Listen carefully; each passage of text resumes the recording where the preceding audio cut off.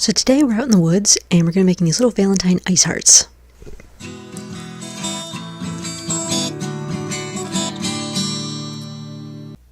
So start by taking a plastic or silicone heart-shaped mold. I'm just using an old plastic soap mold that I don't use anymore. And then cut yourself a few pieces of yarn, something about 6 or 7 inches long, and then just drop them in a loop in each of the hearts.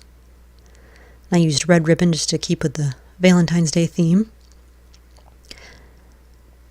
And so then once you've got each of your hearts with yarn, you just want to take some red food coloring, stir that into a glass of water. Obviously, the more food coloring you put in, the redder your water will get. And so then you just want to pour it into each of the hearts in your mold.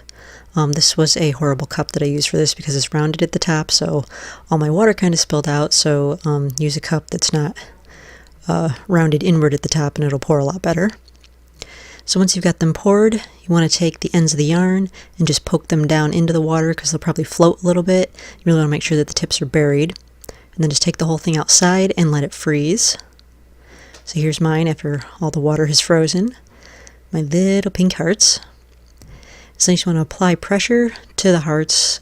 Not too hard, otherwise you'll crack the mold because it's only plastic. And then you have all your little hearts. So my heart is literally as cold as ice.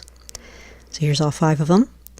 And then you can just hang them off of a tree and the sun will catch them and glow from behind them. If you just hang these on a tree, I kind of like to do it like in the middle of the woods so that when somebody's just walking down the path, they might be, unexpectedly come along this little tree covered in a bunch of these little Valentine hearts. It's kind of cool.